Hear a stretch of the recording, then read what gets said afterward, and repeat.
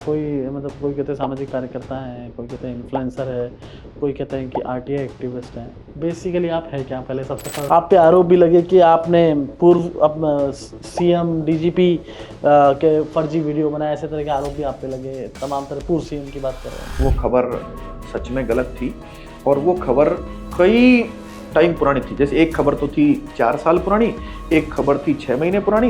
वो घुमा घुमा करके उस खबर को इसलिए लगाना चाहते हैं कि दैनिक भास्कर के मालिक के खिलाफ पोक्सो जैसे जघन्य अपराध के मुकदमे राजस्थान में अन्वेषणाधीन है। आप कितने महीने जेल में रहे? मैं 9 महीने जेल में रहा, उसमें 121 दिन तो केवल पुलिस कस्टडी में रहा। मुझे जेल में भी आतंकवादियों के साथ बंद किया। मैं जेल में जेल वालों की तरफ भी झांक नहीं सकता था। वो व्यवस्था भी अशोक गहलोत ने करी। मेरे को एक मुकदमे से 48 मुकदमे तक कैसे इन्होंने पहुंचाया, अशोक गहलोत के साथ और कौन लोग मिले हुए थे, गैंगरेप में ये मुलजिम कैसे बना अशोक गहलोत, वो सब चीजें हैं। मतलब आप कह रहे हो कि कोई सीएम चाहे तो किसी को कुछ भी कर सकता है? बिल्कुल सत्य है। चाइल्ड पोर्नोग्राफी जैसे संगीन आरोप आप पे लगे, आप क्या कहना चाहते हैं? आप पे आरोप ये भी कि आपने 24 केस क्रिमिनल केस छुपाए हैं। ये भास्कर की खबर पर कह रहे हैं। सच बात यह है कि 2016 में जब मैंने वकील के लिए एनरोलमेंट कराया था तो उसमें कॉलम 13 था, उसमें लिखा हुआ था are there any pending criminal proceedings against you, ये वर्ड था। मैंने छुपाया नहीं, मैंने कहा हाँ है। ऐसा ही भर्ती में हमने सभी ने सवाल उठाए, लेकिन आपने चुप रहे। आप मेरा आपका वीडियो नहीं देखा ऐसा ही भर्ती में। सब इंस्पेक्टर पेपर के मामले में किसी सोशल मीडिया पर सर्वाधिक लिखा हुआ है तो मेरा ही सोशल मीडिया का अकाउंट है जहां पर सर्वाधिक लिखा हुआ है सब इंस्पेक्टर के लिए, तब जब और लोग नहीं लिख रहे थे। 2014 में एंटी करप्शन ब्यूरो और पुलिस में कई सारे केस किए, जिस कारण से आरपीसी चेयरमैन हबीब खान गोरान को भागना पड़ा, फरारी काटनी पड़ी, इस्तीफा देना पड़ा। वो गोवर्धन सिंह नहीं हूं। अशोक गहलोत के किए हुए कारनामों पर पर्दा डालने का यूआर साहू आज भी कर रहे हैं। क्रांति लाने की जो आप बात करते हो, तो सिस्टम बदलने के लिए आपको सिस्टम में आना पड़ेगा अल्टीमेटली।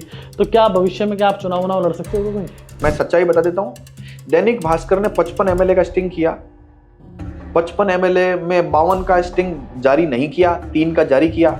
वो जो 52 एमएलए का जारी नहीं किया, आपको लगता आवाज उठाएंगे?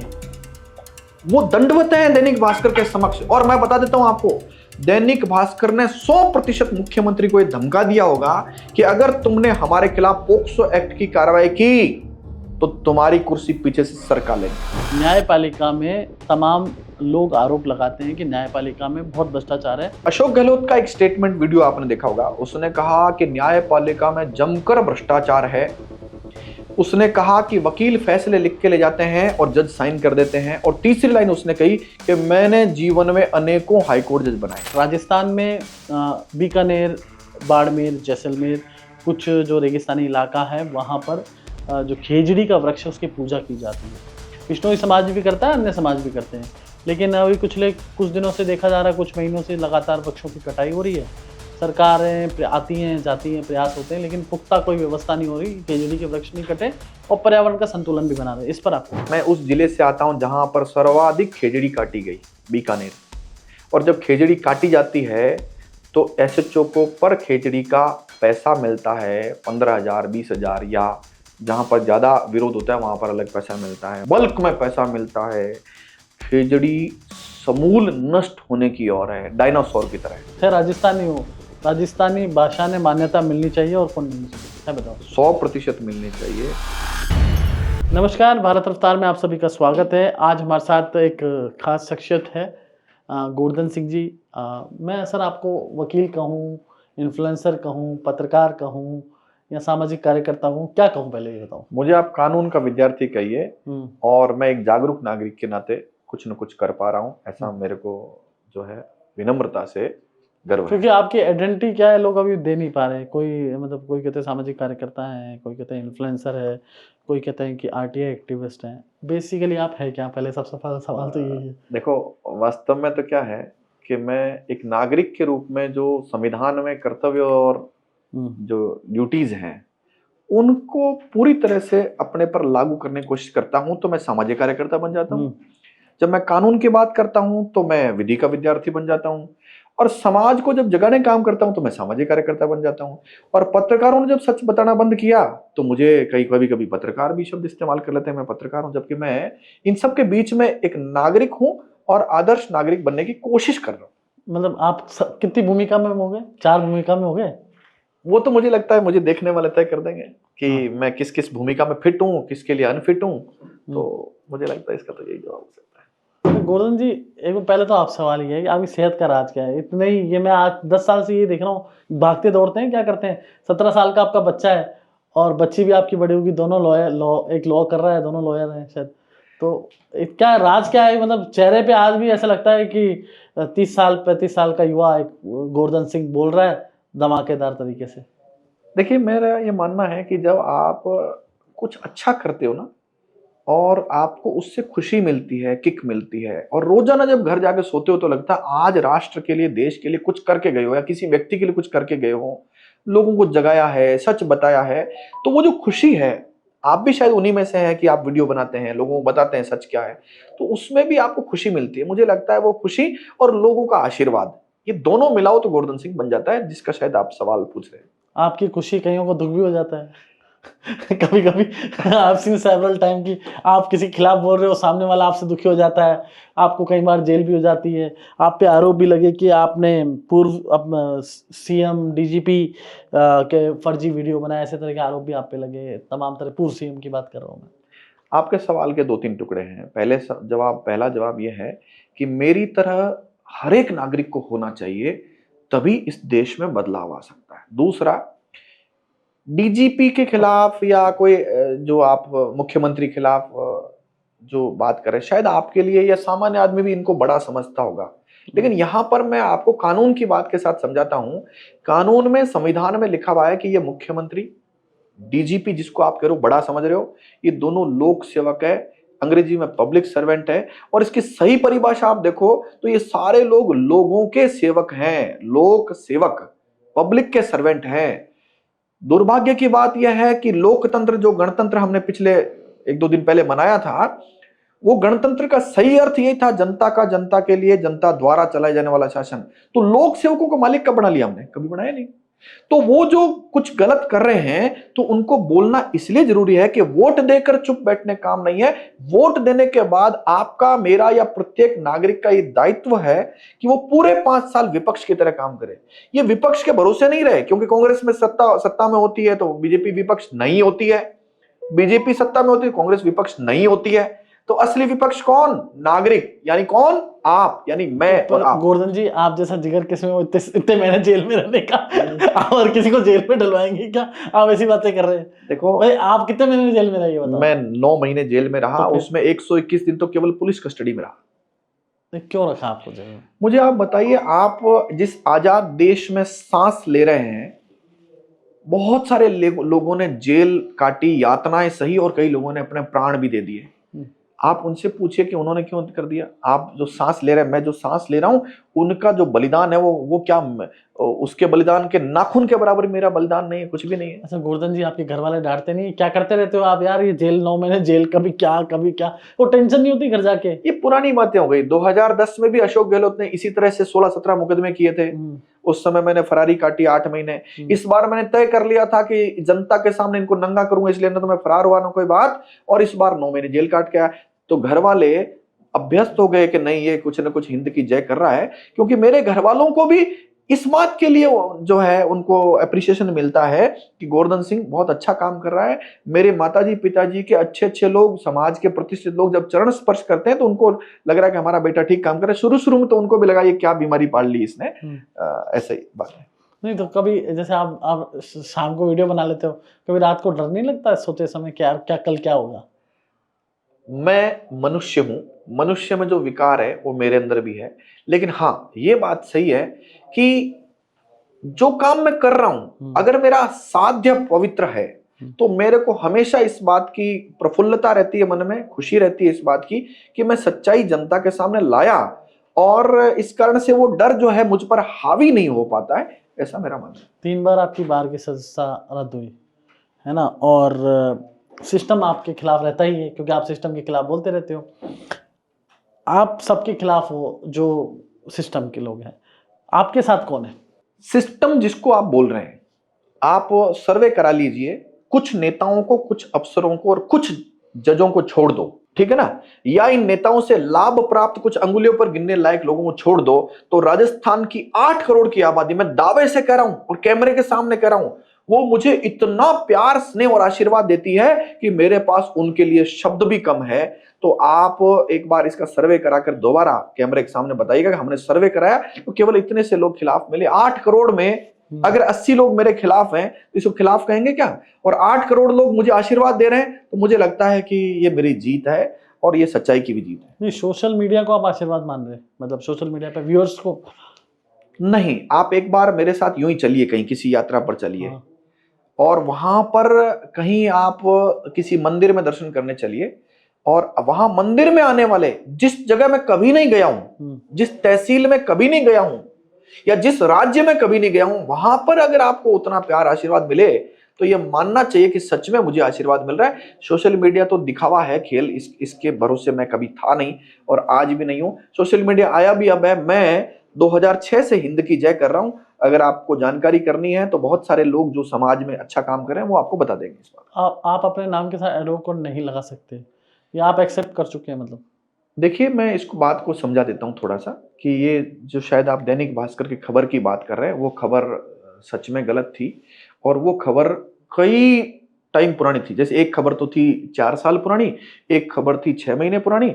वो घुमा घुमा करके उस खबर को इसलिए लगाना चाहते हैं कि दैनिक भास्कर के मालिक के खिलाफ पोक्सो जैसे जघन्य अपराध के मुकदमे राजस्थान में अन्वेषणाधीन है, यानी इन्वेस्टिगेशन में है। सरकार पर और पुलिस पर दबाव बनाने के लिए सारे काम चलते हैं। मेरे पर भी दबाव इसलिए बनाया जा रहा है ताकि उन मुकदमों में पैरवी नहीं हो, ये मालिक जेल नहीं जाए। और तो मुझे लगता है कि ये खबरें इस तरह चलाई जाती है। बार काउंसिल ने जब मेरे को अशोक गहलोत ने गिरफ्तार किया था 27/4/2022 को, तब अशोक गहलोत का एक गुर्गा है, जो सब जानते हैं, वो अशोक गहलोत के सबसे खास है, भुवनेश शर्मा नाम का एक वकील है, और उसने 29/4 यानी 2 दिन बाद, गिरफ्तारी होने के 2 दिन बाद, खुद ने मेरी कंप्लेंट करी। किसको करी? खुद को ही करी। खुद ने ही रिकमेंड किया, खुद ने ही मेरे खिलाफ ऑर्डर कर दिया, मेरी जो है वकालत को पर रोक लगाने का, जो बार काउंसिल ऑफ इंडिया से स्टे हुई।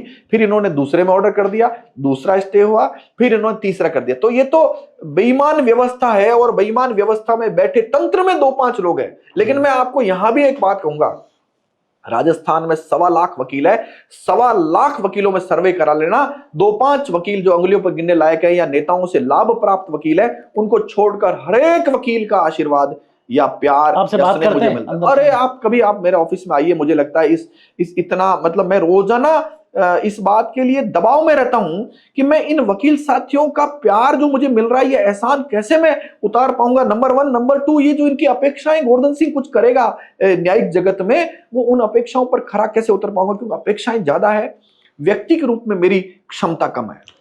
चाइल्ड पोर्नोग्राफी जैसे संगीन आरोप आप पे लगे, आप क्या कहना चाहते हैं? देखिए, आपको चाइल्ड पोर्नोग्राफी पता है, लेकिन मैं आपको इससे और बड़ी बात बताता हूं। आपको एक मर्डर केस अशोक गहलोत ने मेरे खिलाफ दर्ज किया 2022 में, और जिसका मर्डर केस मेरे पर लगाया वो जिंदा है। तो अशोक गहलोत है, महान है। 2010 में भी उसने ऐसा मुकदमा किया था, गोवर्धन सिंह के यहां पर महिलाओं की नंगी तस्वीरें मिली वगैरह वगैरह। उस 2010 के मुकदमे में इन्होंने रिपोर्ट पेश की, हम तो मजाक कर रहे थे, वो झूठा मुकदमा था, same story, same writer, same director. कौन? अशोक गहलोत। 2010 2022। तो वो जो स्क्रिप्ट लिखने वाला अशोक गहलोत था, तो वो सेम वहां लिखी, यहां लिखी। उस मुकदमे में राजस्थान सरकार ने माफी मांगते हुए और पुलिस के खिलाफ एक्शन करते हुए मेरे को 1 लाख रुपया ह्यूमन राइट वायलेशन का दिया है, जो मेरे खाते में जमा भी हो गया है। एनएचआरसी को रिपोर्ट है कि गोवर्धन सिंह के खिलाफ हमने झूठे मुकदमे किए थे। आज जब हम आपका इंटरव्यू कर रहे थे तो कुछ लोगों से बात हुई, तो कुछ लोगों का ये पूछना है कि गोवर्धन जी का इंटरव्यू करो तो ये जरूर पूछना कि क्या वो वकील हैं या नहीं है, फिर उनका आय का स्रोत क्या है, क्या वो टैक्स भरते हैं नहीं भरते। लोग ये भी जानना चाहते हैं कि भाई आपका आय का स्रोत क्या है, किस तरह से पैसा करते हैं, वकील यही से पैसा कमाते हैं या कोई और आय का स्रोत है? आप वकील पूछ रहे हो, लोग पूछ रहे हो, या आप पूछ रहे हो, मेरे इससे कोई फर्क नहीं पड़ता। हाँ। हो सकता है आपका प्रश्न पूछने का स्टाइल ये हो, लेकिन आप बताइए, मेरे ऑफिस में कभी आप आए होंगे या नहीं आइए, तो वहां कितने सारे वकील हैं। मेरी पत्नी वकील है, मेरा भाई वकील है, मेरे बच्चे भी इस फील्ड में आ गए हैं, और 13 वकील और भी हैं। अच्छा, आपके चैम्बर में? ठीक है ना। तो आपको क्या लगता है कि राजस्थान में किसी एक वकील पर जिस पर भरोसा है, क्या मैं उनमें से एक में नहीं हूं? जो ये कहता है कि ये वकील कुछ भी हो जाए बिकेगा नहीं भाई, कुछ भी हो जाए, क्या मैं उनमें से नहीं आता हूं? जो भीड़ मेरे यहां लग रही है, क्या उन जनता में मेरा भरोसा नहीं है? क्या कोई ये कह सकता है मुझे कानून नहीं आता? ये जो गड़बड़ करने वाले लोग हैं ना, अशोक गहलोत खुद भी कहता है कि ये कानून का कीड़ा है। टैक्स पे करते हैं और टैक्स पे प्रतिवर्ष करता हूं, वो तो बता दूंगा। लेकिन मैं आपको एक बात बता दूं, हाई कोर्ट में भी अगर आप किसी वकील से पूछेंगे तो कुछ कानूनों को तो हाई कोर्ट जज साहब ऐसे मजाक में इंगित करते हुए कहते हैं कि जैसे मान लो ये सेक्शन है तो बोले गोवर्धन सिंह वाला सेक्शन, ऐसा भी कहते हैं। तो कानून को भी मैंने मेरे वरिष्ठ साथियों से, मेरे गुरुजनों से सीखा है और उस कानून को मैं अपने आप में इंप्लीमेंट करता हूं, काम में लेता हूं, लोगों को न्याय दिलाने में काम में लेता हूं। अब आपका दूसरा सवाल जो बीच में पूछ लिया था आपने, मैं 2003 के बाद से लगातार इनकम टैक्स पे कर रहा हूं और उस दौरान 2003 के बाद अब मुझे लगता है 23 साल हो गए। इस 23 साल में इनकम टैक्स ने आज तक मेरे पर 1 रुपए का भी जुर्माना नहीं लगाया है। आप पे आरोप ये भी कि आपने 24 केस क्रिमिनल केस छुपाए हैं अपने। देखिए, मैं मेरे सोशल मीडिया अकाउंट पे आप देख लीजिए जाकर के, ये भास्कर की खबर पर कह रहे हैं। सच बात यह है कि 2016 में जब मैंने वकील के लिए एनरोलमेंट कराया था तो उसमें कॉलम 13 था, उसमें लिखा हुआ था are there any pending criminal proceedings against you, ये वर्ड था। मैंने छुपाया नहीं, मैंने कहा हाँ है। नंबर 1 मुकदमा ये इस कोर्ट में, नंबर 2 मुकदमा ये कोर्ट में। और तो फिर छुपाना कैसे हुआ? फिर बाद में इस बार काउंसिल में जिसने शिकायत की, जिसने ऑर्डर किया, उसने क्या लिख दिया पता है आपको? कि सब पेंडिंग क्रिमिनल प्रोसीडिंग्स में गोवर्धन सिंह ने वो मुकदमे नहीं बताए जिनमें ये बरी हो गया या जिसमें मुकदमे झूठे पाए गए। मतलब शर्म नहीं आती। मैं अगर कोई भुवनेश शर्मा का परिजन या बेटा बेटी कोई देख रहे हो तो वो बेटा बेटी क्या मन में भाव लाते होंगे भुवनेश शर्मा के लिए। आप सोचो कि वो कितना गिरा अशोक गहलोत के लिए और वकील के खिलाफ। मैं यहां पर एक और बात बताता हूं आपको, शायद उसकी बात आप कर रहे हैं, बार बार रेफरेंस ले रहे हैं भुवनेश शर्मा का, क्योंकि भास्कर में भी उसी का नाम छपा था।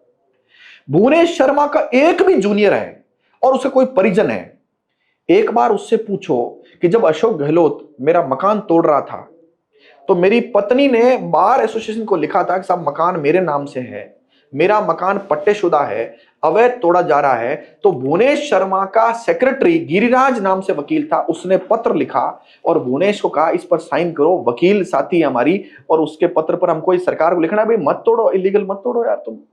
तो भुवनेश शर्मा ने कहा नहीं मैं साइन नहीं करूंगा, मकान भी टूटना चाहिए। जबकि भुवनेश शर्मा इससे पहले मुझे जानता नहीं, मैं इसको जानता नहीं, मेरी कोई दुश्मनी नहीं, केवल चापलूसी के लिए, केवल दलाली के लिए, केवल वकील के साथ अन्याय करने के लिए।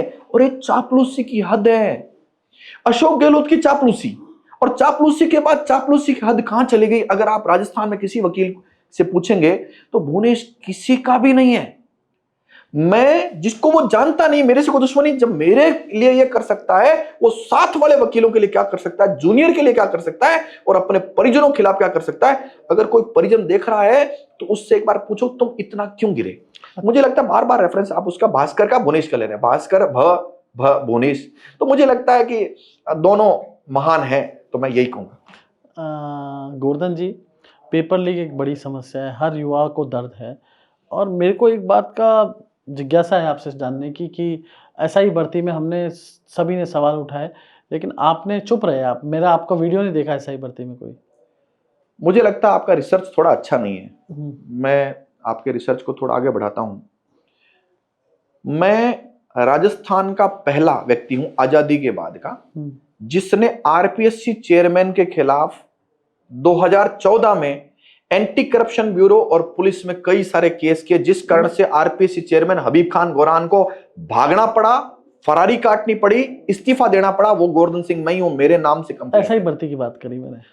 सुनिए, आप पेपर लीक की बात कर रहे हैं, वो पेपर लीक जो है वो उस चेयरमैन ने खुद ने प्रिंटिंग प्रेस में जाकर किया था, अपनी बेटी को मजिस्ट्रेट बनाया था। मैं गोवर्धन जी एसआई भर्ती की आगे बता रहा हूं, सुन लीजिए। आप जल्दबाजी में बहुत है, मुझे लगता है। मुझे लगता है जल्दबाजी मुझे होना चाहिए, जल्दबाजी में आप ज्यादा। सुन लीजिए, मैं जवाब दे रहा हूं।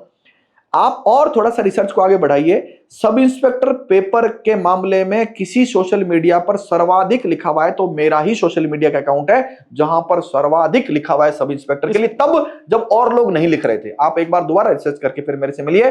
सब इंस्पेक्टर छोड़िए, जितने भी आरपीएससी की व्यवस्था में गड़बड़ी हुई, मैं तब से लिख रहा हूं 2014 के बाद से लगातार, सब इंस्पेक्टर तो साथ में है ही है, सर्वाधिक बेरोजगारों के लिए आवाज उठाने वाले जो लोग हैं, मैं प्रथम व्यक्ति कहूंगा तो मेरे में अहंकार आ जाएगा, लेकिन मैं कहता हूं उन लोगों में से हूं जिन्होंने जम करके आवाज उठाई है आरपीएससी खिलाफ, नेताओं खिलाफ, अफसरों खिलाफ, जो पेपर लीक, सब इंस्पेक्टर वगैरह वगैरह में गड़बड़ियां हुई। पेपर लीक पर आपका क्या कहना है, किस तरह से रुकेगा? आप एज एन जो कानून के विशेषज्ञ के तौर पे बताइए, क्या लगता है आपको? मेरी बहुत सारे नेताओं से नाराजगी होने के बावजूद, आरपीएससी चेयरमैन यूआर साउ से संतुष्टि नहीं होने के बावजूद, मैं भजनलाल की कार्यशैली से संतुष्ट नहीं होने के बावजूद कहूंगा कि आरपीएससी में अब जो व्यवस्था है उसमें कुछ एक दो लोगों को छोड़ दो तो बाकी सब लोगों में पैसे खाने वाले लोग नहीं हैं, और कोई चुपके से पैसे खा भी रहा है तो बहुत डरते डरते खा रहा होगा।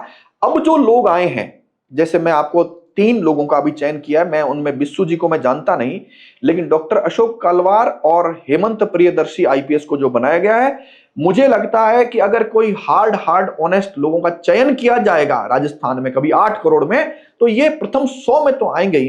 तो ये चयन जो सरकार ने किया, चाहे मजबूरी में किया हो और चाहे स्वयं ने किया हो, इस बात के लिए सरकार को बधाई देना ही पड़ेगा, चाहे कोई आरपीएससी से कितना ही नाराज हो। मैं यहां पर यूआर साहू का नाम नहीं ले रहा हूं, यूआर साहू ने तो जिंदगी भर चापलूसी करते हुए काम किया, अन्याय किए, अपराध किए, कानून के मुताबिक काम नहीं किया। लेकिन ये जो 2 नाम मैं बता रहा हूं, उनमें बिस्सू जी भी इसके समकक्ष माने जाते हैं। तो सरकार के जो निर्णय है उसमें ये जो 2 नाम आए हैं और बिस्सू जी का जो नाम आया है, इसकी न चाहते हुए भी हर एक बेरोजगार को जो है प्रशंसा करनी पड़ेगी, क्योंकि ये सच में जो जानते हैं वो गजब के लोग हैं ईमानदारी में। तो आपको लगता है कि अब जो सरकार का चयन है वो अच्छा है, मतलब दोनों आरपीएससी मेंबर्स का? मैं इन 2 की तो गारंटी लेता हूं, लेकिन बिस्सू जी की भी लगभग गारंटी से लेता हूं, उनके बारे में भी यही कहा जाता है। मैं यूआर साहू की गारंटी नहीं लेता और जो चयन पहले वाले हैं उनकी भी गारंटी नहीं लेता, लेकिन यहां पर यह बात कहना चाहूंगा कि अब जो आरपीएससी में व्यवस्था हुई है, इंटरव्यूज आए हैं, तो वो कोई संस्थागत गड़बड़ियां तो हो सकती है। जैसे ये लोग क्या चाहते हैं बताता हूं आपको, अशोक गहलोत के किए हुए कारनामों पर पर्दा डालने का काम यूआर साहू आज भी कर रहे हैं, चाहे वो सरकार कहने पर कर रहा हो, चाहे केंद्र सरकार कहने पर कर रहा हो।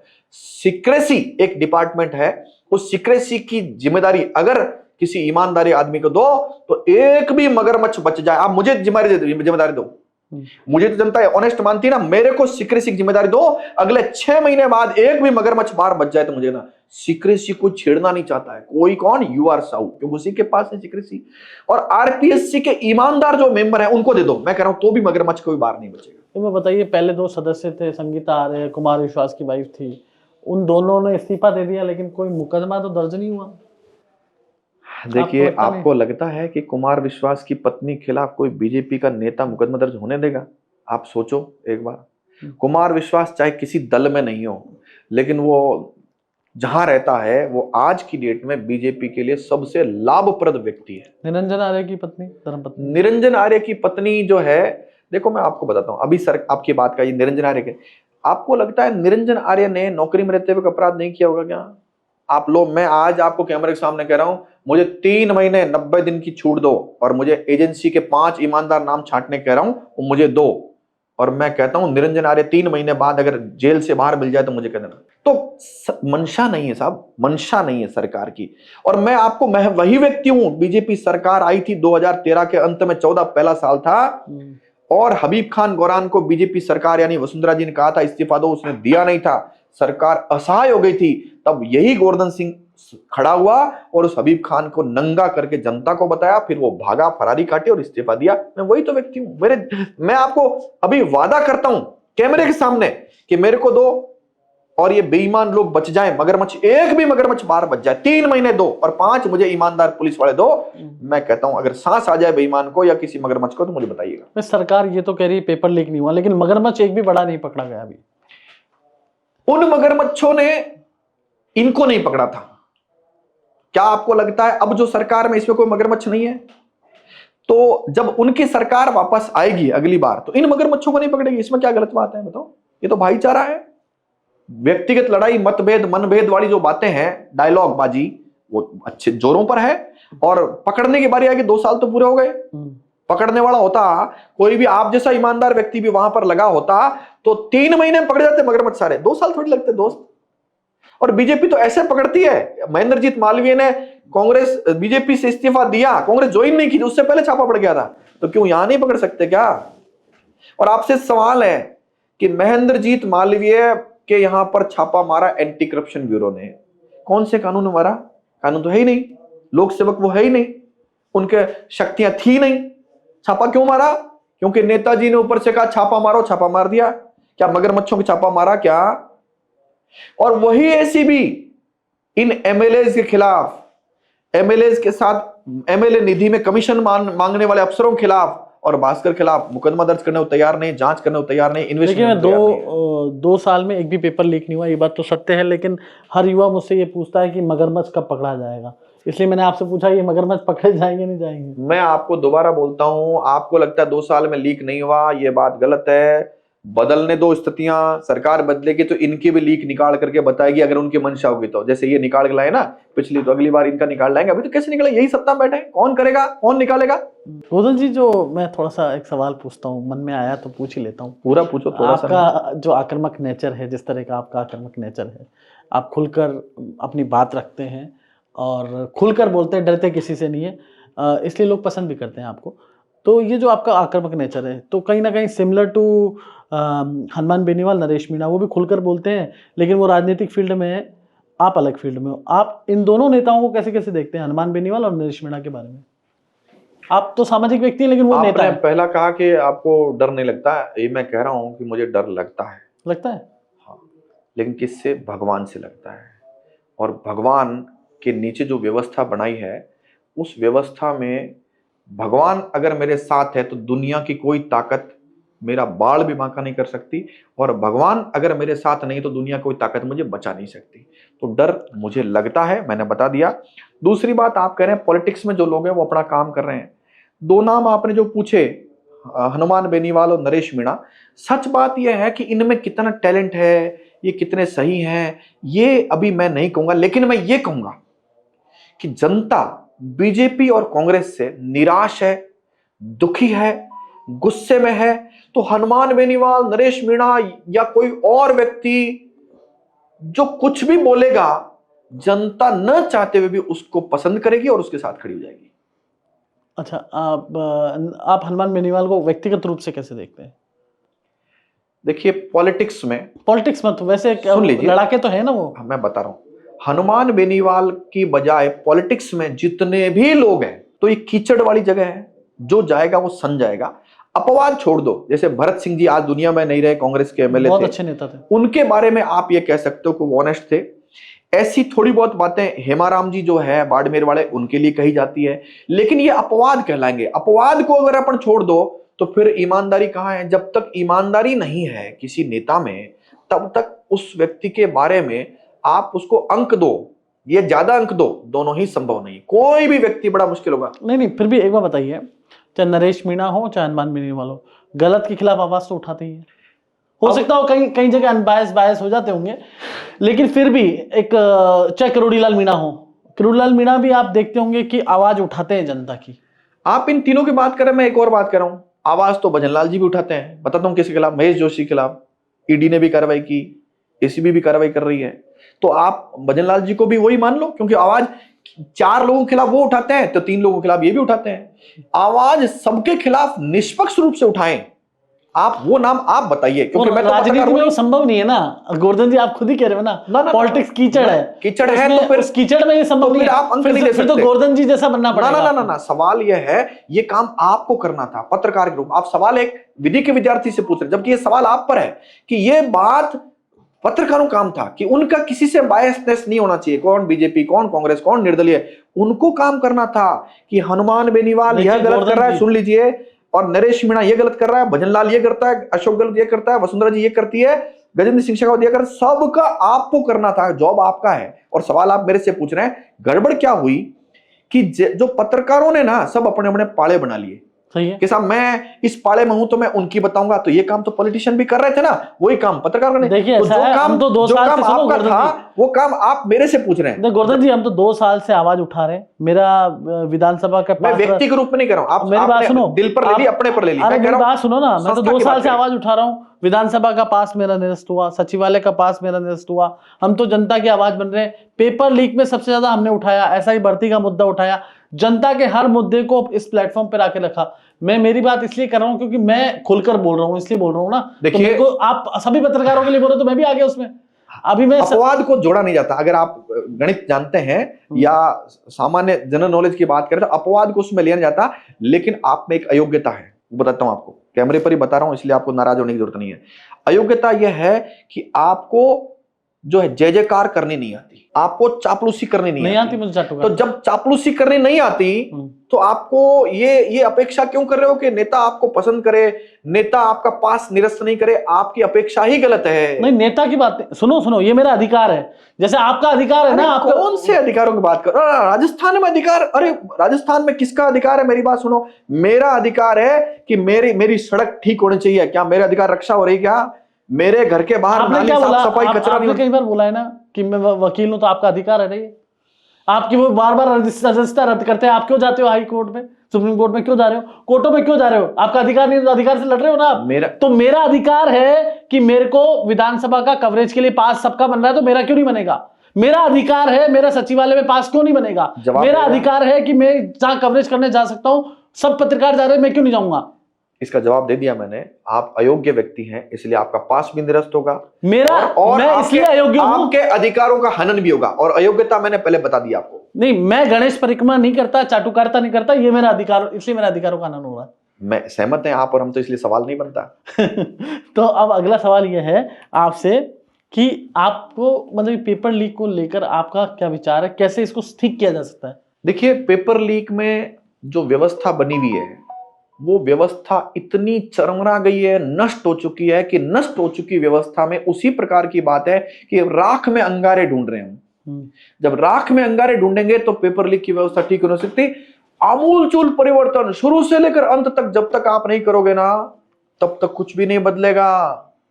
ये फर्जी जाति प्रमाण पत्र, फर्जी विकलांग प्रमाण पत्र, नकल, पेपर लीक, OMR शीट, ये चलेगा जब तक मंशा ठीक नहीं होगी आमूलचूल परिवर्तन करने की। एक सवाल है, नरेश मीणा पे आते हैं। SDM को थप्पड़ मारा, 8 महीने जेल में रहे।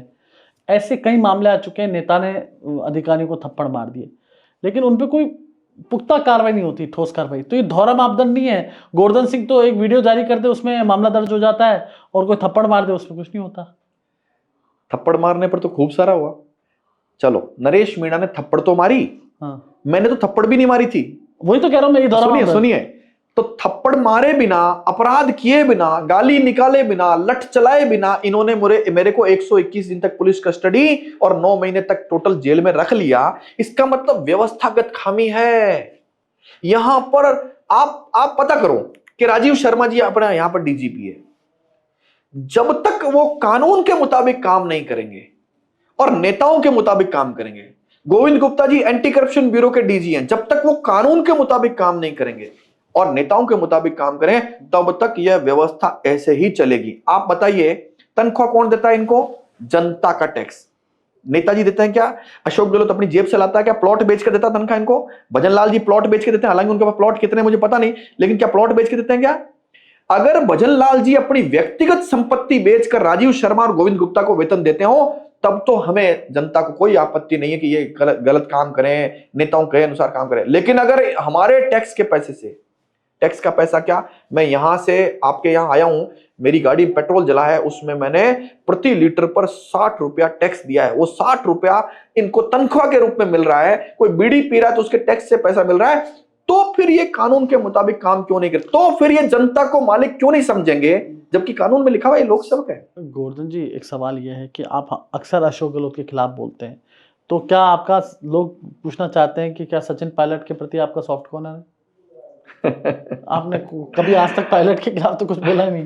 पायलट को सत्ता में तो आने दो। ये भजन लाल जी और बीजेपी को भी गलत फहमी थी कि साहब ये गोवर्धन सिंह जो है कांग्रेस के खिलाफ बोलता है, वो उनकी गलतफहमी तो निकल गई, पायलट को सत्ता मारने दो, फिर उनकी गलतफहमी निकल जाए। सवाल क्या है, आप मेरी बात मैंने पहले बोल दी, दोबारा रिपीट करनी पड़ रही है। मैं एक नागरिक हूं जो वोट देता हूं और वोट देने के बाद विपक्ष बन जाता हूं और पूरे 5 साल तक विपक्ष रहता हूं।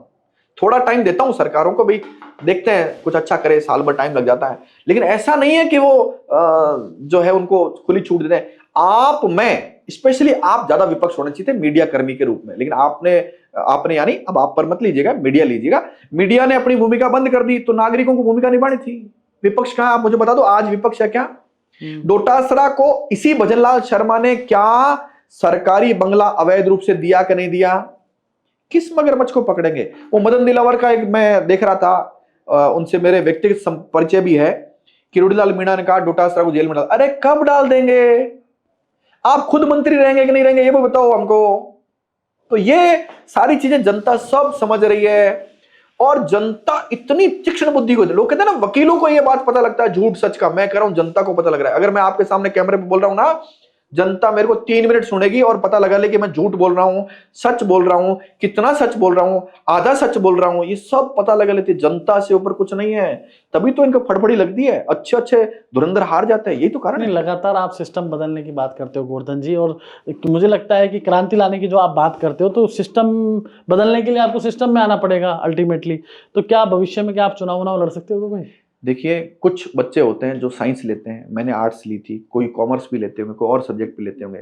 सभी को सब्जेक्ट वो लेना चाहिए जो उनकी रुचि का हो। राजनीति मेरी रुचि का सब्जेक्ट नहीं है, क्योंकि मैं इतना ब्लंट हूं, मुझे लगता है मुझे जनता पसंद तो कर सकती है, प्यार कर सकती है, आशीर्वाद दे सकती है, लेकिन मैं खुद कंफर्टेबल नहीं हूं राजनेताओं के बीच में। नहीं, तो जब मैं कंफर्टेबल हुई नहीं राजनीति में, राजनेताओं के बीच में, फिर ये क्या है कि जो अभी बकवास कर रहे हैं मेरे बारे में, पता नहीं बकवास किस लेवल पे होगी, फिर मेरे परिवार को, मेरी बेटी को, बेटों को पता नहीं क्या क्या भुगतना पड़ेगा। तो मैं जो राजनीति डर गया। हाँ, ये बात, हाँ बिल्कुल आपकी बात सही है, राजनीति, मुझे राजनीति जैसी गंदगी में नहीं इसलिए कह रहा हूं क्योंकि राजनीति में जाना पड़ेगा उन लोगों को जिनको कीचड़ साफ करना राजनीति पसंद है। अच्छे लोगों को जाना है राजनीति, यहां तक सहमत हूं, लेकिन मेरे को आर्ट्स अच्छा लगता है, आप करो साइंस ले लो, तो मुझे लगता है इस पर मैं सहमत नहीं हूं। मैं मेरे बालकों को कभी नहीं कहता हूं इंजीनियर बन, डॉक्टर बन, मैंने कहा जो मन में आया वो बन, तो मैं मेरे पर भी लागू करता हूं। आप जब कह रहे हो कि मैं ईमानदार हूं, आप ईमानदार हो, जब आप हमेशा कहते हो, लोग भी आपके लिए कहते होंगे सोशल मीडिया पे, लेकिन जब आप कह रहे हो कि मैं ईमानदार हूं और आप जनता की आवाज उठाते हो हर बार, तो फिर आपको क्यों नहीं जाना चाहिए राजनीति में? मेरा सवाल, मुझे लगता है आप बार बार, मैं बैठा तब से राजनीति के इर्द गिर्द मुझे आप रखना चाह रहे हैं। मैं तो राजनीति का व्यक्ति हूं नहीं, मैं इसको परिचय करता हूं आपको। मैं जन्म से लेकर आज तक किसी भी राजनीतिक दल का प्राथमिक सदस्य भी नहीं रहा हूं। तो अगर आप ये मेरे सवाल पूछ रहे हैं, पहली बात तो मेरे से रिलेवेंट नहीं है। फिर भी अगर आप पूछ रहे हैं और मुझे, मैं जिस रूप में जाना चाहता हूं कि मैं सवाल का जवाब जो मेरी क्षमता उसके अनुसार सही देता हूं, तो राजनीति में अच्छे लोग जाने चाहिए, इस पे सहमत हूं। राजनीति में अच्छे लोग जो जाएंगे उनका मैं समर्थन करूं, इस पे मैं सहमत हूं। लेकिन जब जो सब्जेक्ट मुझे पसंद नहीं है मुझे जबरन दिला देंगे, मान लो मेरे माता पिता ने वो सब्जेक्ट दिला दिया होता जबरन, जिसमें मैं कंफर्टेबल नहीं हूं, तो मैं कैसे पास होता? आपको तो मुझे पसंद राजनीति? देखो राजनीति जो है मजबूरी है, क्योंकि मुझे वोट देना है और मुझे ध्यान रखना है कि जिनको मैंने वोट दिया है वो सही काम कर रहे कि नहीं कर रहे, यहां तक तो मुझे पसंद है। इसके आगे मैं अगर मैं जाना होता तो मुझे लगता है सब लोग मुझे जानते हैं, और बहुत सारी पार्टियों ने मुझे ऑफर भी किए होंगे, क्योंकि मैं जनता का थोड़ा दुलारा बन गया था, इसलिए शायद ये सोचते हैं कि भाई हम इसकी क्रेडिबिलिटी खा जाएं, प्रयास चले, लेकिन मैं खुद ही कंफर्टेबल नहीं हूं तो मैंने ना कर दिया। तो सिस्टम कैसे बदलोगे? सिस्टम में नहीं आओगे? हाँ, अब ये ठीक बात है कि सिस्टम कैसे बदलेंगे। तो आप पे जैसे कभी कोई मीडिया हाउस आप पे खिलाफ हो जाएगा, कभी कोई और खिलाफ हो जाएगा, पूरा तंत्र आपके खिलाफ हो जाएगा, आप अकेले रह जाएंगे। अगर आप मान लो एमएलए होते हैं, मंत्री होते हैं, या कुछ और होते हैं सिस्टम का पार्ट, तो शायद आप और मजबूत हो सकते हैं और लोगों की आवाज और उठा सकते हैं। आपको लगता है कि एमएलए आवाज उठा सकते हैं, ठीक है ना, या मुख्यमंत्री आवाज उठा सकते हैं? मैं सच्चाई बता देता हूं, दैनिक भास्कर ने 55 एमएलए का स्टिंग किया, 55 एमएलए में 52 का स्टिंग जारी नहीं किया, 3 का जारी किया। वो जो 52 एमएलए का जारी नहीं किया, आपको लगता आवाज उठाएंगे? वो दंडवत है दैनिक भास्कर के समक्ष। और मैं बता देता हूं आपको, दैनिक भास्कर ने 100% मुख्यमंत्री को यह धमका दिया होगा कि अगर तुमने हमारे खिलाफ पोक्सो एक्ट की कार्रवाई की तो तुम्हारी कुर्सी पीछे से सरका लेंगे, कांग्रेस को ला देंगे, सत्ता पलट देंगे, क्योंकि वो 52 एमएलए भास्कर की जेब में है। आप उनको कह रहे हैं वो ताकत, अरे कैसी बात करते हैं आप। तो वो ताकत नहीं है, अंतिम रूप से ताकत है नागरिक जब जागरूक होगा तो दृश्य बदलेगा। उसमें एक शक्ति भूमिका निभा सकती है, वो वकील, 1.25 लाख वकील, निडर वकील, कानून जानने वाला वकील, वाणी में सरस्वती का वास रखने वाला वकील। यह जिस दिन ठान लेंगे, वो जामवंत का काम मैं करूंगा कि वकीलों को बताऊंगा तुम वो शक्ति रखते हो कि राजस्थान को बदल कर रख दोगे। आजादी में जिनकी भूमिका थी वो वकील, उनको और कानून के विद्यार्थियों को, जागरूक नागरिकों को, और जो सोशल मीडिया पर काम करने वाले आप जैसे लोग हैं जो सेठों के कर्मचारी नहीं है, ये सब लोग मिलकर जो बदलेंगे, उनको जरूर मैं जामवंत का काम करूंगा। आपके साथ भी जब मैं व्यक्तिगत बैठूंगा तो वो जामवंत का काम करूंगा, और किसी वकील के साथ बैठूंगा तो भी करूंगा कि आप बदलिए, और आपने जिम्मेदारी नहीं ली तो आने वाली पीढ़ी आपको धिक्कारेगी और गाली निकालेगी। मतलब आप you don't believe in casteism and all? अब देखो, जिस घर में आप जन्म ले रहे हैं, आपको तो पता नहीं, आप किस घर में जन्म लेंगे आपको तो पता नहीं था, मेरे को पता नहीं था। जो विधि ने तय कर दिया वहां जन्म लेकर के मैं ठीक काम कर रहा हूं नहीं कर पा रहा हूं, ये मुझे देखना है। अच्छा एक बताओ गोवर्धन जी, कभी कभी आप मतलब कभी कोई जन्म पत्री किसी को दिखाई कि भाई जब किसी पंडित वंडित को? पता नहीं दिखाई होगी मेरे को, नहीं मैंने नहीं देखी, विश्वास और नहीं करते हैं? नहीं मैं इस पर यूं पूरी तरह नहीं कहता, लेकिन मैं इस पर यह कहता हूं कि अगर मैं ठीक कर रहा हूं मेरी दिशा में तो ईश्वर मेरे साथ खड़ा है, मुझे ये इस पर विश्वास है। मतलब किसी पंडित को नहीं दिखाया आपने? जब बुरा नहीं, समय मैंने चलता है तो कभी- आदमी, मैं आई हैव सीन मैंने- सेवरल टाइम, मतलब बुरा मैंने- समय चलता है तो आदमी पंडित के पास चल जाता है। इस बात का स्पष्ट जवाब है, मैंने मेरी जन्म पत्री आज तक किसी को नहीं दिखाई, न मैंने किसी से राय ली, ये बात सत्य है। क्योंकि आजकल के लोग है ना, जन्म पत्री दिखा देते हैं, फिर बोलते हैं राजयोग है या नहीं है, तमाम तरह की बातें होती है। पर आप तो राजनीति में जाना नहीं चाहते तो राजयोग की बात ही नहीं है। इसलिए मैंने ये सवाल पूछा, क्योंकि मेरे को लगा ये इसमें भी दिलचस्प सवाल है तो पूछना चाहिए आपसे। वो तो आपकी रुचि किस में है, और उन सवालों से रील निकलेगी कि निकलेगी, तो मुझे लगता है ये आपकी रुचि तो उस पर निर्भर है ना कि रील निकलनी चाहिए, लोगों में वायरल कैसे हो। तो मैं रील आपकी में रुचि बिलीव कम करता हूँ, रियल में आप रियल में लोगों के लिए नहीं, देखिए मुझे बताइए, जब आपकी रील चलेगी तभी तो आपकी हमारी बात जनता तक पहुंचेगी, वो इसमें क्या गलत बात है? रील और रियल दोनों में काम होना चाहिए। आप रील और रियल दोनों में काम करते हैं, जो मुझे पता चला, लोगों की सहायता भी करते हैं, ये अच्छी बात है। लेकिन मैं आपको हर बार यही कहता हूँ कि सिस्टम में आना चाहिए, क्योंकि सिस्टम में आना बहुत जरूर आवश्यक है। क्योंकि सिस्टम का पार्ट आप जब तक नहीं बनोगे, जब तक आप सिस्टम को क्रैक नहीं कर सकते, फिर वही तंत्र में उलझ से रह जाओगे, और वो उलझ ही रहे हो, आप लंबे समय से लड़ाई लड़ रहे हो, लेकिन लड़ाई लड़ते ही जा रहे हो, लड़ते ही जा रहे हो। पर इतना जज्बा कहाँ से आता है लड़ाई लड़ने का? जब आप कुछ अच्छा करने निकलते हो ना, तब आपको पता होता है कि आपको एक भट्टी में से तप कर निकलना है। जब आपके पास साध्य, पवित्र साध्य होता है, तब साधन अपने आप बनता जाता है। तो मुझे लगता है इसके लिए आप अगर मान लो जो काम कर रहे हैं इसमें अगर आप परफेक्शन से, ईमानदारी से काम करेंगे तो जज्बा अपने आप आएगा, और आप नहीं कर पाएंगे तो जज्बा चला जाएगा। तो आपके पास पवित्र साध्य है क्या? जैसे मान लीजिए आपने तय कर दिया कि मुझे राजस्थान को जो है इन सब बेईमानों की बेईमानी बतानी है, तो अपने आप जज्बा आ जाएगा। और आपको इससे आगे बढ़कर क्या सोचना है, जब तक आपके पास कोई लक्ष्य नहीं है, उस लक्ष्य तक पहुंचने का रास्ता भी नहीं मिलेगा। तो लक्ष्य होता है तो ये सारी परेशानियां आपको मिलती है और निकल भी जाते हैं। गोवर्धन जी, आप बीकानेर से आते हैं, लेकिन बीकानेर के आसपास की राजनीति, सीकर, जुन्नू, शेखावटी की राजनीति, या शेखावटी की बात कर लेते हैं, तो एक आनंदपाल सिंह बड़ा नाम था। आपको आनंदपाल सिंह पे कुछ कहना है कि क्योंकि जिस तरह से एनकाउंटर हुआ था उस पे? देखिए, आनंदपाल सिंह के बारे में जो जितना मैं जानता हूं, क्योंकि हमारे बीकानेर के आसपास के क्षेत्रों में उसका बड़ा प्रभाव रहा। हाँ, ये इसलिए बोल रहा हूँ। वो एक बहुत पढ़ा लिखा व्यक्ति, जो हम लोग जितना जानते हैं उसके हिसाब से, उसके खिलाफ भी शुरुआत में नेताओं ने झूठे मुकदमे कराए वगैरह वगैरह, और उसके बाद उसके जो मरने तक एक भी मुकदमे उसको सजा हुई नहीं है। तो अगर हम कुछ बोलेंगे कि सब गैंगस्टर है, बदमाश है, ये है वो, तो उसके घर वाले अपने खिलाफ मानहानि का मुकदमा कर देंगे। लेकिन ये बात सही है कि उसको, इतने पढ़े लिखे व्यक्ति को जब मुकदमा हुआ तो मुकदमे को कलम से फेस कर लेना चाहिए था, जैसे मैंने किया। मेरे खिलाफ भी तो मुकदमे हुए ना, तो कलम अगर वो पकड़ता तो भी शायद मुझे लगता है ठीक ठाक कर पाता। और बाकी जो चीजें हैं वो चूंकि कोर्ट में है, हत्या उसकी हो चुकी है, कोर्ट ने कॉग्निस ले लिया था, अभी ऊपरी कोर्ट ने उस पर रोक लगा दी है, और परिवार उससे ऊपरी कोर्ट में चल रहा है। तो ये जो है आनंदपाल सिंह जो है वो इन नेताओं का बनाया हुआ एक व्यक्ति है, जो सामान्य सा व्यक्ति था, आपकी तरह हमारी तरह पढ़ने लिखने वाला, जबरन उसको इधर शायद धकेल दिया। तो आपको लगता है कि नेताओं ने उस सिस्टम में डाला और नेताओं ने मारा? देखिए, इस बात में सवाल जवाब स्टूडियो में बैठकर करना आसान है, लेकिन मैं आपको बताऊं, भजनलाल शर्मा जिस दिन आपके खिलाफ झूठा मुकदमा कर देंगे ना, तब यह निर्णय करना कठिन काम है कि झूठा मुकदमा करके मुझे जेल में डाल दिया है, तो अब मैं भजनलाल को गोली मारूं, भजनलाल खिलाफ कानूनी कार्रवाई करूं, या मैं खुद बचूं। तब वो कठिन सवाल होता है, इसका इतना आसानी से स्टूडियो में बैठकर जवाब नहीं दिया जा सकता। नहीं, आप पे क्या गुजरी थी जब आप पे मुकदमा हुआ था? मैं 121 दिन पुलिस कस्टडी का मतलब आप समझ गए, 5x5 की जो कोठरी होती है थाने में। मारा भी आपको? सारी यातनाएं जो दे सकते थे अशोक गहलोत, वो सारी यातनाएं दी उन्होंने। कोई इसमें अपन कोई इसको और आगे बताए तो पुलिस की यातनाएं क्या क्या होती है वो सारी दी उन्होंने, कोई कसर नहीं छोड़ी उन्होंने। सभी तरह की यातनाएं हुई आपको? इसको दोबारा बताता हूं, सभी तरह की यातनाएं जो पुलिस दे सकती है वो कोई कमी उन्होंने नहीं छोड़ी। मुझे जेल में भी आतंकवादियों के साथ बंद किया, मैं जेल में जेल वालों की तरफ भी झांक नहीं सकता था, वो व्यवस्था भी अशोक गहलोत ने करी। और इस बात को और समझना हो तो मैंने जेल से पत्र लिखा था, उस समय तक मेरी कस्टडी लगभग 6-7 महीने की हो चुकी थी। मैंने बहुत मुश्किल से पत्र लिखकर बाहर निकाला, वो ईमेल पर डाला ताकि एविडेंस हो जाए कि जेल से लिखा हुआ पत्र है। उसमें सारी बातें हैं और मेरे सोशल मीडिया पर पहली पोस्ट पिन की हुई वो वही है, तो जेल से लिखा हुआ पत्र है। उसमें मैंने कलेजा निकाल के रख दिया था, जो सच था। क्या लिखा था, थोड़ा सा बता दीजिए।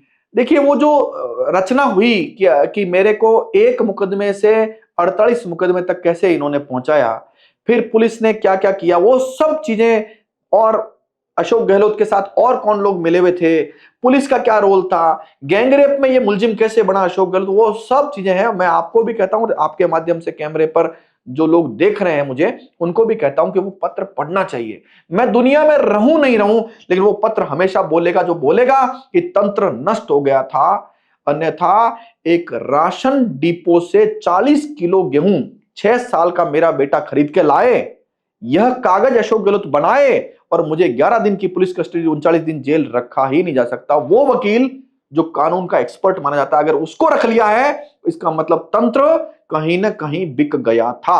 मतलब आप कह रहे हो कि कोई सीएम चाहे तो किसी को कुछ भी कर सकता है? बिल्कुल सत्य है, बिल्कुल सत्य है। एक सीएम चाहे तो वो किसी के खिलाफ भी झूठा मुकदमा करा के जेल में डाल सकता है, किसी को भी।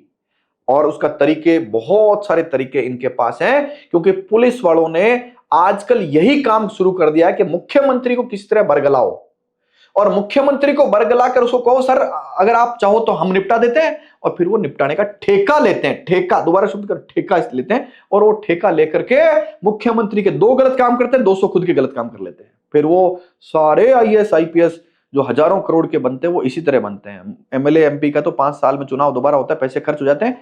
इनके पैसे भी खर्च नहीं होते, पैसे बढ़ते जाते हैं, बढ़ते जाते हैं, ऐसा।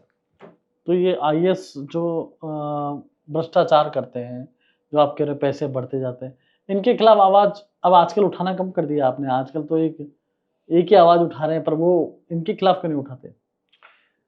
आरटीआई लगाना बंद कर दी क्या सर? देखिए, आरटीआई को ही बंद कर दिया, या आप, क्योंकि आप तो खाली बातें ही करनी है, हमको आरटीआई लगानी पड़ती है। आरटीआई जो लोग लगाते हैं ना, उनको एक बार जाकर देखो हालात। अब बताओ, एमएल लाठर जो राजस्थान का सर्वाधिक भ्रष्ट आईपीएस, अशोक गहलोत की चापलूसी करने वाला आईपीएस, जिसने गैंगरेप के मामले में कोर्ट ने जिसके खिलाफ एफआईआर का ऑर्डर किया, वो लाठर कांग्रेस का खास आदमी, बीजेपी सरकार उसको मुख्य सूचना बनाती है आरटीआई के ऊपर। उसने जो आरटीआई की हत्या करी है, उसने नहीं, और लोगों ने भी, उनको सूचना आयुक्त बनाया ही आरटीआई की हत्या के लिए था। तो जिस काम के लिए गए उन्होंने परफेक्शन से किया। जब आरटीआई मिल नहीं रही है, और मुझे जो लोग देख रहे हैं वो पता कर लो कि आरटीआई आपको मिल रही है क्या, तो मिल नहीं रही है। उसके पीछे सरकारों की मंशा रही कि खत्म कर दो आरटीआई को, और खत्म करने में पूरी शक्ति भी झोंकी इन्होंने। मैं आपको एक शब्द बोलूंगा, आपको आंसर देना है उसका। मान लो एक नेता का नाम लूंगा या कोई जगह का नाम। अच्छा, सबसे पहला मैं रैपिड फायर राउंड है, तो छोटा छोटा 2-2 मिनट में आप कवर कर लेना। आपको घूमने की बहुत अच्छी जगह कौन सी लगती है? आपको क्या पसंद है? लेह लद्दाख। सचिन पायलट के बारे में आपका क्या कहना है? पॉलिटिशियन सब एक जैसे। नहीं, फिर भी मैंने जवाब दे दिया, अब आप जवाब मेरे मुंह में थोड़ी डाल सकते हैं। पॉलिटिशियन के बारे में, क्योंकि मैं पॉलिटिक्स का व्यक्ति नहीं हूं, इसलिए राहुल गांधी सब एक जैसे। नरेंद्र मोदी, ये इसको थोड़ा सा मैं और डिफाइन करता हूं। नरेंद्र मोदी के मामले में मेरी थोड़ी सी भिन्न राय है। मुझे लगता है कि उसने अपने परिवार के लिए कोई कमाई करके नहीं डाला होगा, लेकिन हाँ, इस भ्रष्ट तंत्र में उस आदमी ने जितनी कोशिशें की, उसमें उसको औरों से ज्यादा अंक दिए जा सकते हैं। सचिन पायलट के संबंध में मैंने पॉलिटिशियन के, आप मुझे लगा पॉलिटिक्स से बार बार पूछ रहे हैं, मैं पॉलिटिक्स का व्यक्ति हूं नहीं, तो आप कोई पॉलिटिशियन आए तो उनसे सवाल पूछिएगा। आप नहीं। मुझे और अच्छा पूछो ना, कोई नहीं जो समाज के हित में हो। आप ये पूछो कि आरपीएससी में भ्रष्टाचार है कि नहीं वो भी है। वो पूछूंगा, मैं आ रहा था उस पे, मेरे नाम आप पूछे। उससे मुझे पॉलिटिक्स राजस्थान से, की मैं कह रहा हूँ जो अलग अलग विषयों के लोग हैं, आप उनसे ये पूछेंगे तो ज्यादा ठीक होगा। अच्छा, मैं मैं पूछ रहा हूँ हाँ, हाँ, न्यायपालिका में भ्रष्टाचार है कि सवाल बनता है। हाँ, मैं ये न्यायपालिका पे आ रहा था। न्यायपालिका में तमाम लोग आरोप लगाते हैं कि न्यायपालिका में बहुत भ्रष्टाचार है। अजीत भारती एक मेरे मित्र हैं, इन्फ्लुएंसर है, वो भी लगातार आवाज उठाते रहते हैं ब्यूरोक्रेसी और न्यायपालिका के खिलाफ। आपका क्या कहना है? इसमें मैं एक बात जोड़ दूं, अशोक गहलोत का एक स्टेटमेंट वीडियो आपने देखा होगा। उसने कहा कि न्यायपालिका में जमकर भ्रष्टाचार है। उसने कहा कि वकील फैसले लिख के ले जाते हैं और जज साइन कर देते हैं। और तीसरी लाइन उसने कही कि मैंने जीवन में अनेकों हाईकोर्ट जज बनाए। हालांकि उसने ये नहीं बताया कि किस किस को हाईकोर्ट जज बनाया और कौन कौन सा हाईकोर्ट जज अब सुप्रीम कोर्ट जज हो गया है। आप सोचो कि जज बनाने में मुख्यमंत्री की कभी कोई भूमिका नहीं होती है, इसके बावजूद वो सार्वजनिक रूप से कहता है मैंने अनेकों हाईकोर्ट जज बनाए। तो इस प्रकार से अशोक गहलोत द्वारा या मुख्यमंत्री जिसका कोई रोल नहीं होता, अगर वो हाईकोर्ट जज बना पा रहा है, तो इसका मतलब न्यायपालिका में भ्रष्टाचार तो कहीं ना कहीं है ही। यह बात मैं नहीं कह रहा हूं, हर एक व्यक्ति को पता लग गई है। तो इसका जवाब यह है, न्यायपालिका में भ्रष्टाचार है। लेकिन यहां पर यह बात जोड़ देता हूं, आज भी न्यायपालिका अब तक एकमात्र संस्था बची है जिसमें किसी भ्रष्टाचारी जज को अन्य जज एप्रिशिएट नहीं करते। कॉलेजियम जो सिस्टम है उस पर क्या कहना है आपका? अगर अशोक गहलोत का बनाया हुआ जज अब कॉलेजियम में आ गया है, चाहे वो हाई कोर्ट में हो चाहे सुप्रीम कोर्ट में हो, तो निश्चित रूप से वो वही करेगा। अपने भाई को, भतीजों को, अपने रिश्तेदारों को, जूनियर को पैसे लेकर के, या हम जो पढ़ते हैं खबरों में कि अन्य जो राजी करने काम होते हैं जजों को, वो सारे काम करके जज बनने ही तय हैं। ये सिस्टम हटाना चाहिए आपको लगता है? इस व्यवस्था में सुधार करना चाहिए। हटाना तो मुझे लगता है संभव नहीं है। अगर ये सारी बागडोर आप नेताओं को दे दोगे तो और बिगड़ जाएगा मामला। तो इसमें कोई सुधार करना चाहिए कि जज जो कोई बन रहा है तो ट्रांसपेरेंट उसके बारे में जानकारी तो ले लो कि उसने क्या क्या काम किए हैं। अब तो जज वो बन रहे हैं जिसके पास बहुत सारे पैसे हैं, अब वो जज बने जिनकी कोई प्रैक्टिस ही नहीं है। तो ये कम से कम व्यवस्था बदलनी चाहिए। अब जज अच्छे, एक चंद्रचूड़ जो सीजीआई थे, उनका एक वो मैंने लल्लन टॉप पे देखा था, उन्होंने कहा कि अच्छे वकील हैं वो जज बनना नहीं चाहते, और जो वकील जज बनना चाहते हैं हम उनको बनाना नहीं चाहते। तो ये जो बीच में कश्मकश है ना, बड़ी मुश्किल हो रही है भाई। क्योंकि जज में कमाई होती है 2-3 लाख रुपए महीने की तनख्वाह और पूरे महीने झिकझिक। ये वही जज है जो एक केस में 5-5, 10-10 लाख रुपए लेते थे। आप मुझे बताइए कि वो, उनके लिए ईमानदार बना रहना टफ तो है ही। मनुष्य है ना वो, हमारे में से तो आते हैं, समाज में से कहीं न कहीं। क्योंकि जिन वकीलों की अच्छी प्रैक्टिस है, मान लो 10-15 लाख महीने के कमा रहा है, तो वो जज क्यों बनेगा? वो सही कह रहे हैं, उनका कहना का मतलब तो ठीक है सीजीआई का, पूर्व सीजीआई जो कह रहे हैं। बिल्कुल वो ठीक कह रहे हैं, लेकिन अब इस व्यवस्था में कुछ सुधार करना पड़ेगा ना। अब या तो आप एग्जाम करो या कोई और व्यवस्था करो। आप मुझे बताओ, मजिस्ट्रेट बनने के लिए एग्जाम, सेशन जज बनने के लिए एग्जाम, और हाईकोर्ट जज का पता नहीं चलता। कल तक हमारे साथ वकालत कर रहे थे, आज नाम आए साहब कल से हाईकोर्ट जज रहेंगे। अरे भाई क्या आपने देखा उसमें, ये तो बताओ। मैं ऐसे कई जजों को जानता हूं, 10-10 साल हाईकोर्ट जज रह लिए, रिपोर्टेबल जजमेंट ढूंढो तो मिलता ही नहीं उनका। तो क्या इनका क्राइटेरिया किसी को पता ही नहीं है? भारत में 140 करोड़ लोग हैं, बताओ तो सही क्या खेल कर रहे हो आप लोग। कम से कम इसमें तो कोई आपत्ति नहीं ना। यह कहते हुए भी मैं यहां पर अभी, जैसे मान लो मैं एक एग्जांपल बताता हूं, नए जज बने अनूप ढंड, मैं यह कहूंगा कि कोई वेबसाइट पर जाकर देखेगा तो क्या क्या अच्छे अच्छे रिपोर्टेबल जजमेंट दिए उस आदमी ने। तो ऐसे कई जज आज मौजूद हैं। भ्रष्टाचारी जज को आज भी एप्रिशिएट कोई नहीं करता है। जब अकेले बैठेंगे तो कहेंगे यार तो पैसे खाता है यार। तो न्यायपालिका में मजिस्ट्रेट से लेकर के सुप्रीम कोर्ट जजों तक अगर कोई भ्रष्टाचारी है तो उसकी कोई प्रशंसा आपस में नहीं की जाती है, उसको हे दृष्टि से देखा जाता है। एकमात्र संस्था न्यायपालिका बची है। एक जज के घर पे पैसे मिले थे, बहुत सारे पैसे मिले, वो जल गए, वो सारा बिल्कुल बिल्कुल मामला है। बिल्कुल, महाभियोग भी लगा। तो ये दुर्भाग्य है कि उसको अभी तक जो है सही जांच कंप्लीट नहीं हुई, और अगर जांच हो गई तो उसको कानून के मुताबिक दंड नहीं मिला, तो वो दुर्भाग्यपूर्ण है, हर एक वकील के लिए भी और न्यायपालिका के लिए। एक अंतिम सवाल मेरा आपसे ये है कि आप मूलतः राजस्थान के रहने वाले हैं और राजस्थान में बीकानेर, बाड़मेर, जैसलमेर कुछ जो रेगिस्तानी इलाका है वहाँ पर जो खेजड़ी का वृक्ष है उसकी पूजा की जाती है। बिश्नोई समाज भी करता है, अन्य समाज भी करते हैं। लेकिन अभी कुछ दिनों से देखा जा रहा है, कुछ महीनों से लगातार वृक्षों की कटाई हो रही है। सरकारें आती हैं, जाती हैं, प्रयास होते हैं, लेकिन पुख्ता कोई व्यवस्था नहीं हो रही कि खेजड़ी के वृक्ष नहीं कटे और पर्यावरण का संतुलन भी बना रहे। इस पर आपका क्या? खेजड़ी, आपको तो जयपुर में बैठे हुए पता नहीं कितना पता है, मैं उस जिले से आता हूं जहां पर सर्वाधिक खेजड़ी काटी गई, बीकानेर। और जब खेजड़ी काटी जाती है तो एसएचओ को पर खेजड़ी का पैसा मिलता है 15,000, 20,000, या जहां पर ज्यादा विरोध होता है वहां पर अलग पैसा मिलता है, वहां के कलेक्टर एसडीएम को पैसा मिलता है, बल्क में पैसा मिलता है। खेजड़ी समूल नष्ट होने की ओर है, डायनासोर की तरह। तो क्योंकि सारा खेल, क्या नियम बनना चाहिए इसके लिए? नियम, खेजड़ी कटनी ही नहीं चाहिए। आपके अगर खेत में खेजड़ी आ गई, आपको सोलर लगाना है तो खेजड़ी के लिए जगह छोड़ दीजिए थोड़ी सी, क्या आपत्ति है? क्योंकि खेजड़ी नहीं बचेगी, पेड़ नहीं बचेंगे, नेचर नहीं बचेगा, तो आप कहां से बचोगे, हम कहां से बचेंगे, हमारा परिवार कहां से बचेगा? सब कुछ ये अफसरों ने खेल कर दिया है। मैं ऐसे कई सारे, जिम्मेदारी से कहता हूं, अफसर कई ऐसे हो गए जो 5-5 हजार करोड़ के हो गए, 5-5 हजार करोड़ के अफसर हो गए। अब उनका बाल ही बांका नहीं कर सकते आप। अरे व्यवस्था में इन्होंने एक संगठित रचना बना ली है, इसको कानून की भाषा में गैंग बना ली है, और बातें करेंगे आदर्शों की। उन गैंगस्टर जो है अफसर, उनके खिलाफ कार्रवाई होनी चाहिए। एसीबी कार्रवाई नहीं कर रही है, जांच नहीं कर रही है, पर कतर दिए एसीबी के। वो एसीबी के लोग डीजी साहब देखते हैं, मुझे पुलिस का डीजी कब बनाया जाएगा, अगर मैं सरकार के मंशा अनुसार काम नहीं करूंगा तो मैंने, तो अंतिम रूप से मुख्यमंत्री की मंशा हो, भ्रष्टाचार हो नहीं सकता, खेजड़ी कट नहीं सकती, अपराध हो नहीं सकता। मंशा चाहिए ईमानदारी से काम करने वालों की, भ्रष्टाचार हो नहीं सकता। आज मुख्यमंत्री कहते 30 दिन के अंदर अंदर घोषणा करता हूं कि जो पैसे मांगे उसकी वीडियो रिकॉर्डिंग करके दो, मोबाइल में ही हम मुकदमा दर्ज करके इसको जेल में डालेंगे। मैं कह रहा हूं भ्रष्टाचार राजस्थान से ऐसे गायब होगा जैसे कोई गधे के सिर से सींग। एक अंतिम सवाल, आप थे राजस्थानी हो, राजस्थानी भाषा ने मान्यता मिलनी चाहिए और कौन मिलनी चाहिए है बताओ? 100% मिलनी चाहिए।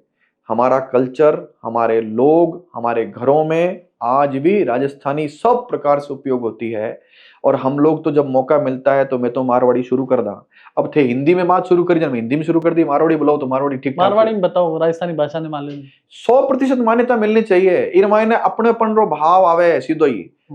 आप अंग्रेजी बोलो चाहे कितो आत्मीयता कटे कहीं है ही कौन भी मायने।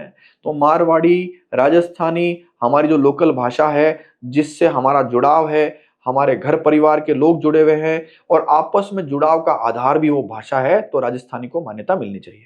तो ये थे गोवर्धन सिंह जिन्होंने खास बातचीत की। आपको ये पॉडकास्ट कैसा लगा, लाइक और कमेंट कीजिएगा और आगे भी हम इनको बुलाते रहेंगे। नमस्कार, बहुत बहुत धन्यवाद सर। धन्यवाद आपको।